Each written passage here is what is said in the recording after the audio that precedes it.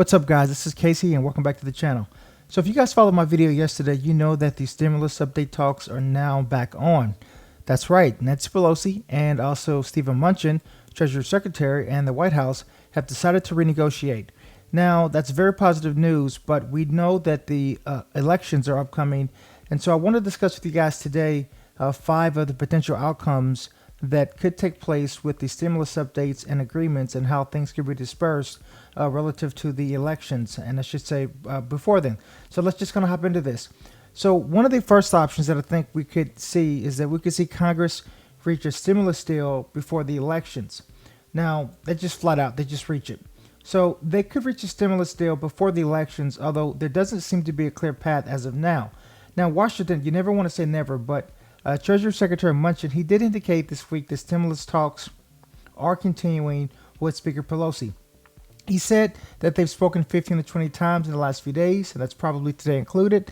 And he says that they have finally agreed to continue to have the discussions about the act. Now, if you guys are also aware that Nancy Pelosi and the Democrats have decided to decrease their original ridiculous asking price of $3.5 trillion, and they've decided to cut down on over $1 trillion. So that does highly increase the likelihood that we're going to see a stimulus deal, I think, before the elections. But that is just one particular option that we could see. Now, the second option that we have here is that Congress agrees on a stimulus deal in principle, but the president doesn't sign it. So that basically means Congress could agree on a stimulus deal, but the president must sign the legislation before it actually becomes law. That's how a stimulus update, or should say any kind of thing, becomes law. Now, one potential scenario, if Congress does reach a deal, I should say when they reach a deal, is that the president decides not to sign the bill before the election. So they could very well agree to one, but then it has to go to the president's desk, and he could just flat out say, well, I don't like it, or I'm going to hold it and wait till I get reelected, yada, yada, yada. So that is an option. Now, this scenario it's very low for a number of reasons. The main reason being that the president himself does support a second stimulus package and has also been on record multiple times as stating that he is on board with this second stimulus check that I know we are all waiting on. So I think the real question at this point is going to be the cost of the stimulus package. But we do know that that is a potential option that's on the table right now.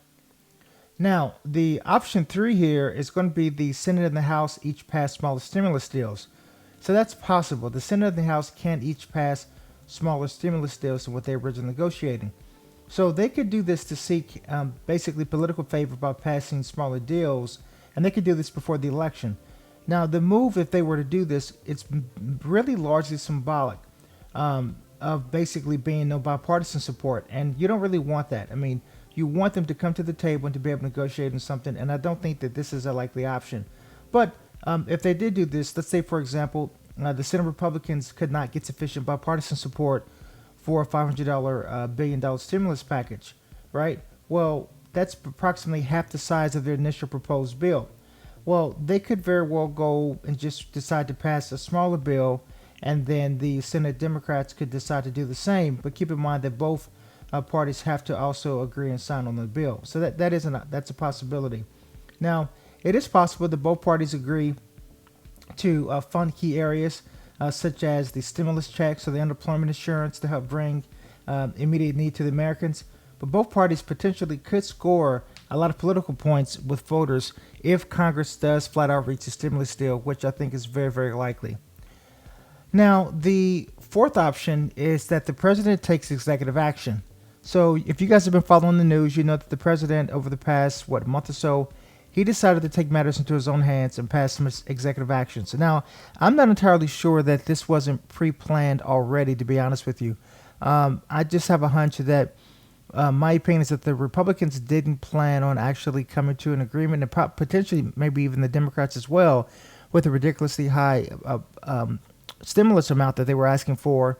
And so this is kind of pre-planned for the president to step in, do some executive actions, and kind of become the hero and the intermediary. Well, option 4 is that continues to happen. So, typically Congress has the power of the purse in Washington, which allows Congress to pretty much authorize federal spending. But with that said, there are certain powers that are assigned to the president, aka the executive branch, which allows the president to act through executive order. So President Trump, he has been through the executive memorandums and executive orders to shape policies before, and so he's very well aware of what he can and cannot do when it comes to initiating those EOs. I like the word EO for some reason. It sounds kind of cool. Like for example, Trump, he has issued the multiple executive memorandums in the past with the rental, I should say, forbearance, and also with the evictions forbearance, and also with the student loan forbearance. And if Congress remains at an impasse, Trump just may want to very well go and decide to act before the elections, because that would significantly help his cause and help his campaign pre-election. Now, a fifth option that's on the table as well is just flat out Congress just doesn't pass a bill. Now, not everyone in Congress supports a new stimulus deal. Let's kind of get that out of the way. The major leaders for both parties do support a bill, but in the kind of the people in the parties, they aren't all on board with this. So there are fiscal conservatives who say that Congress has already spent a ton of money. Now, while that is very true, I would actually kind of argue that a lot of that money, or the most of it, has actually gone towards businesses, not actual individuals. So, they either oppose the new stimulus spending, or what they would do is they would just flat out limit the spending to certain areas, such as small business again, or reallocate it to like school funding or things of that nature.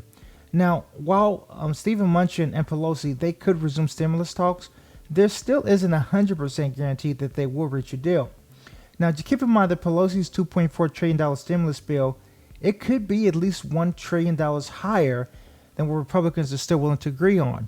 So let's say if the Republicans turn around and say, well, we don't want to, even agree to the $2.4 trillion, and we still only want to play hardball at 1.2, 1.1, they very well could just flat out say, we're not going to come to a stimulus deal. Now, do I think that's going to happen? I don't. I don't think that they're not going to come to an agreement.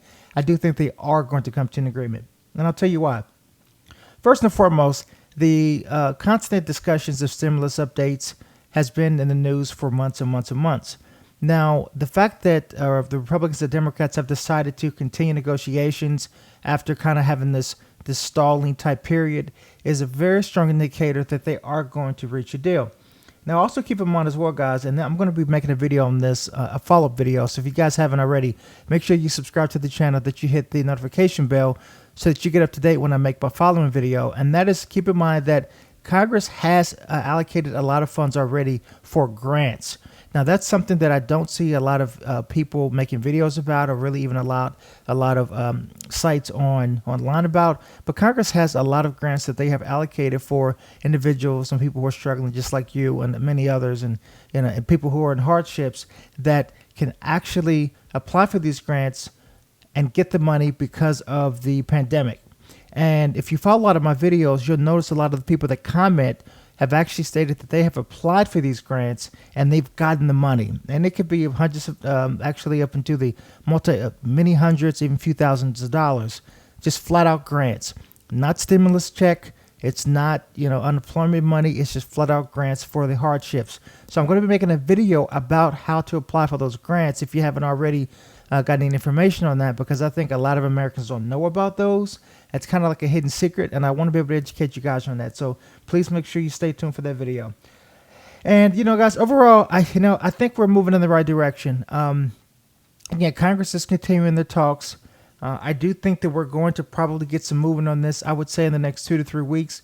Like I've said in my previous video, I do think that both sides, including the president, is using the stimulus negotiations as leverage for the coming up to the election date.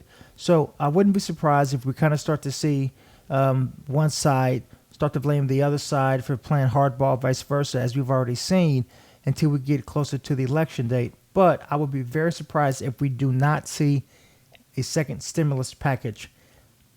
In addition to that, I do think we are going to see a second stimulus check. And the reason I say that is because they continue to discuss it. And usually at this point, if it wasn't going to be in the works, assuming that a second stimulus package does get approved, I think they would have stopped the rhetoric or stopped the discussions on that. So just keep in mind, a lot of this is going to be dependent upon the unemployment numbers that continues to come out on every Thursday.